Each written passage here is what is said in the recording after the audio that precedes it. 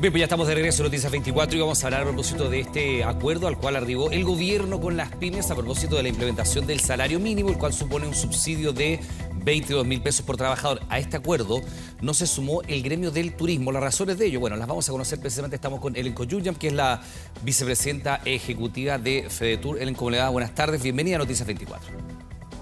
Buenas tardes, ¿cómo está? Bien, pues primero que nada, nos gustaría saber por qué se marginan de este acuerdo como FEDETUR. ¿Les parece insatisfactorio? ¿El gremio tiene un camino distinto para implementar este salario mínimo de los 400.000 pesos? No, para nada. La verdad es que evidentemente todos queremos obviamente subir los salarios, queremos también y estamos muy felices que se plantee un subsidio para ayudar a las empresas a poder cumplir con eso. De eso no hay ninguna duda. Lo que pasa es que, y así se lo planteamos al ministro Grau en la reunión que tuvimos ayer, en el cual le dijimos que nosotros como sector es muy difícil tener una conversación respecto del salario mínimo y de todos los otros elementos que tienen que ver con el empleo, cuando todavía no hemos podido recuperar un número muy importante de empleos. Según la última cifra de ayer, estamos todavía 75.000 empleos, digamos, para recuperar en comparación con lo que era el periodo prepandemia.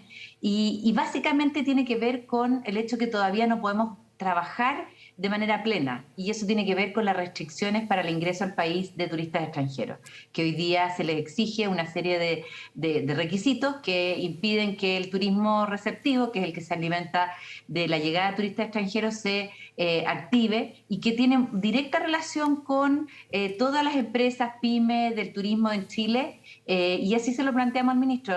No podemos participar de una discusión cuando nosotros ni siquiera tenemos condiciones de base para poder trabajar de manera plena. Ellen, perdón, pero se han ido relajando las medidas para el ingreso a nuestro país. De hecho, la recuperación del turismo a nivel mundial ha sido bastante paulatina, porque efectivamente por la naturaleza del área es probablemente de los más afectados con la pandemia, ¿no? Las restricciones para desplazarse, ingresar a un país, la diferencia de las normas sanitarias entre frontera y frontera. ¿La flexibilización que se ha ido implementando no les parece suficiente?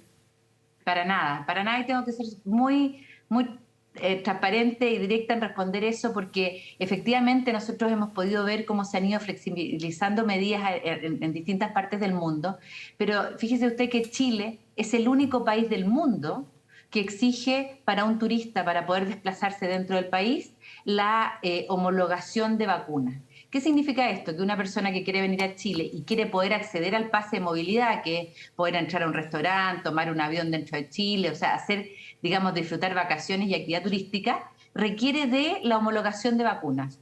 Y ese trámite, si bien a partir del 14 de abril se dijo que era voluntario, es voluntario, pero si es que yo quiero obtener el pase de movilidad, estoy obligado a homologar las vacunas.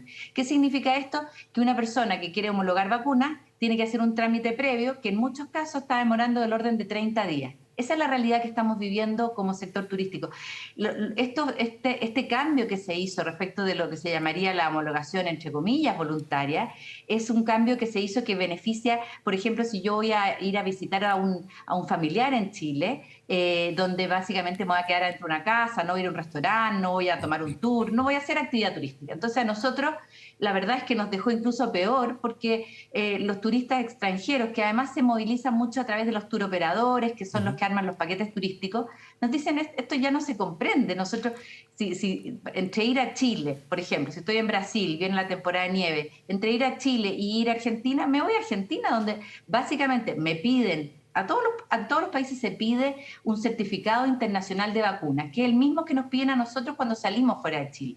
¿Por qué nosotros no hacemos lo mismo? Eso es lo que hemos tratado de expresarle al gobierno en todas las formas, para que nos entiendan y nos permitan recuperarnos y recuperar ese empleo. Ellen, perdón, ¿tienen data para aportar, para sostener que Chile es el único país del mundo donde se exige homologación de vacunas? Recuerdo que hay países, por ejemplo, como China, ciudades como Shanghái, que acaban de enfrentar probablemente los lockdown más agresivos que está viviendo el mundo en estos momentos en la pandemia. O sea, 26 millones de personas confinadas. Ahí no es que le exijan pase de movilidad u homologación de las vacunas. Ahí usted no puede desplazarse ni salir de ningún lugar. Entonces, ¿tiene antecedentes para decir que Chile en este sentido va completamente contracorriente del resto del mundo y es el único país en el orbe que implementa medidas de esta naturaleza?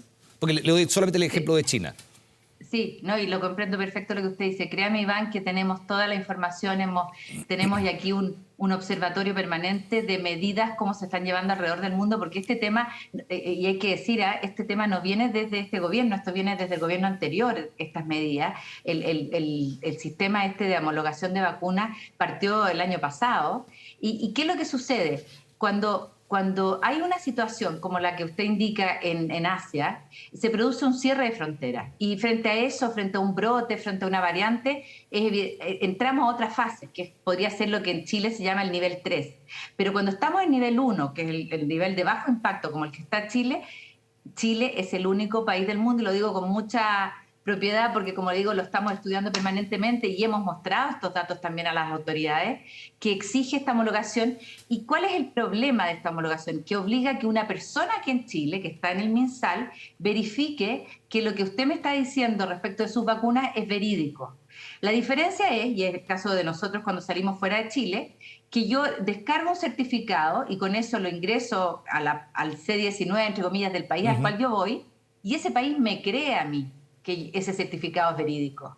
Esa es la diferencia, que quizás es muy sutil, pero que básicamente hace que hoy día nosotros estemos totalmente frenados y, como le digo, estamos funcionando hoy día a un régimen de llegada de turistas, entendiendo que estamos en un periodo complejo y que recuperarnos a niveles prepandemia estamos hablando de fines del próximo año, pero hoy estamos al 10% en número de llegada de turistas extranjeros, lo que es un año relativamente normal. Y siempre hablando, toda esta conversación es respecto a personas vacunadas, no estamos hablando de personas no vacunadas. Sí, se lo comento porque incluso hay algunos países que no reconocen los esquemas de vacunación como el que tenemos en nuestro país con las dosis de Sinovac. O sea, no quisiera ser autorreferente, pero tuvimos que en un viaje de trabajo hace muy poco cambiar ruta porque no nos permitieron ingresar a un país europeo porque teníamos las vacunas Sinovac. Entonces, no sé si efectivamente se puede afirmar que Chile es el único país en el mundo que esté en esta situación. Le di el ejemplo de China, le puedo decir, esto ocurrió en un viaje que teníamos que pasar por Alemania, donde no pudimos ingresar por nuestras vacunas y hubo que cambiar de ruta. Entonces, no sé si es el país que tiene más Iván, restricciones al créame respecto. no es mi ánimo polemizar ni nada, porque de verdad aquí tenemos toda la información y los invito a que la revisemos juntos. Llevamos un tracking de toda la información de todos los países que vienen a Chile. Y lo que le sucedió a usted respecto de las vacunas, sí, efectivamente existe una cierta aprehensión en algunos países del mundo sobre la Sinovac, pero nosotros en Chile reconocemos todas las vacunas. Nosotros en Chile no tenemos ese problema de reconocimiento de vacunas que tuvo Chile respecto de la Sinovac cuando nosotros salíamos afuera. Esa situación no ocurre aquí en Chile. En Chile nosotros sí tenemos reconocidas la mayoría de las vacunas, digamos, que se conocen en el mundo. Entonces, esa situación que usted vivió, que se vive en algunos países de Europa, no ocurre para los europeos cuando vienen acá. No es un problema de no reconocer esa vacuna, es un problema del trámite, que nosotros lo hacemos básicamente con un procedimiento donde tengo que revisarlo y no es automático, no es como los QR, ¿no? que se manejan en muchos de estos casos. En Chile no. Y digamos, los invito, si quieren, ustedes pueden consultar también con las autoridades de salud, con quienes nosotros hemos tratado de reunirnos muchas oportunidades para manifestarles nuestra preocupación, porque de verdad, y hemos hecho encuestas a los operadores internacionales que nos dicen, mire, esto ya no es seguridad sanitaria, esto es una medida de hostilidad que ustedes hacen como país. La imagen de Chile hoy día, estamos en último lugar desde el punto de vista de competitividad, desde el punto de vista turístico, de Latinoamérica. Eso ya es lo que hemos ganado respecto a esta situación en estos meses. Bueno, volviendo al tema que nos convoca en esta conversación, ustedes tienen su diagnóstico a propósito de las medidas en nuestro país, las más restrictivas de acuerdo a la mirada que ustedes tienen a nivel mundial. ¿Qué va a pasar con los trabajadores del turismo entonces y la implementación del salario mínimo, que tiene que llegar a 380.000 pesos el 1 de mayo y a 400.000 pesos el 1 de agosto? Fedetur se margina de este acuerdo del gobierno con las pymes. Bueno, ¿qué va a pasar entonces con los trabajadores de Fedetur? ¿Cada empresa va a tener que asumir esto sin recibir estos 22.000 pesos de apoyo que está entregando el gobierno por cada trabajador? No, para nada. La verdad es que, a ver, primero que nada, nosotros manifestamos ayer que respecto del acuerdo que se estaba tratando de firmar y que se firmó con algunos gremios, nosotros no podíamos firmarlo por esta condición de base que yo le explicaba al principio. Ahora, respecto de la implementación, si el sueldo mínimo es acordado y se implementa este subsidio para las pymes, evidentemente nosotros vamos a asumir es algo oficial y legal y tiene que hacerse. Ahora, nos parece que también, así como lo mismo lo dijo el mismo ministro Grau cuando lo conversamos, que también si es que nosotros estamos en una condición tan difícil como la que estamos nosotros hoy día, el lugar para ir a plantear esto es en el Senado y en el Congreso, donde se va a ir a discutir durante las próximas semanas cuando eso entre ahí. Y además también porque nosotros lo que le manifestamos al ministro Grau, que si resolvemos todos estos problemas iniciales que le contaba antes y podemos empezar a trabajar, nuestra recuperación estamos hablando de fines del 2023. Entonces, lo que le planteábamos al ministro Grau, porque sabemos que uno de los compromisos de gobierno muy importantes es el compromiso de las 40 horas, y ahí para nosotros es muy importante que esta conversación respecto del salario mínimo y los sucesivos incrementos en el salario mínimo vayan de la mano con el tema de las 40 horas y la necesidad que tiene este sector de tomar mayor flexibilidad, porque nosotros trabajamos 24/7, entonces nosotros necesitamos una mirada especial hacia este sector del turismo que en una época prepandemia, como le decía, empleó a 650.000 personas. Entonces no es menor el número de personas que emplea y que queremos volver a recuperar, pero necesitamos para eso una conversación más integral respecto de salario mínimo, 40 horas, otros costos asociados a la reforma de pensiones, todo lo que tenga que ver con eso para poder avanzar ahí, porque también y también se lo manifestamos, este tema del subsidio solamente es un compromiso para un año, y ahí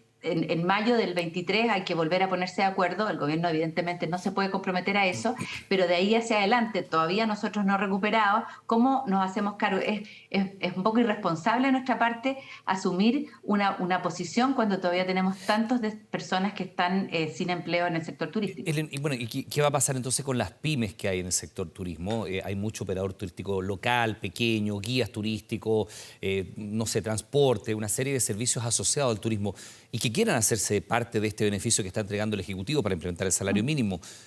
Puede que no suene mucho, pero son 22.000 pesos por cada trabajador en alzas que son escalonadas al menos con 2 fases. Pueden acceder a este beneficio al margen que FEDETUR no se haya sumado a este acuerdo, ¿no?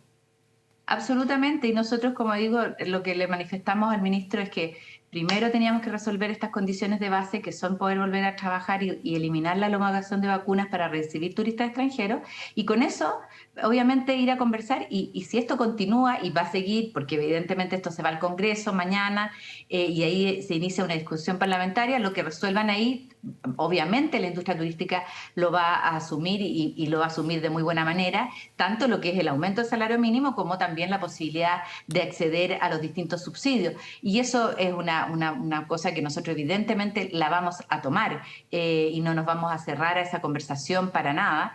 Y así se lo manifestamos al ministro, pero de ahí a firmar un acuerdo donde básicamente nosotros damos por que estamos muy contentos con lo que está sucediendo cuando tenemos todavía 75.000 personas sin empleo. Cualquier compromiso que nosotros adquiramos sería muy irresponsable, y el gremio y todos los miembros del gremio, que entre paréntesis le cuento, nosotros somos un 98,8% pymes, sí, claro. O sea, es mayoritariamente un sector pyme.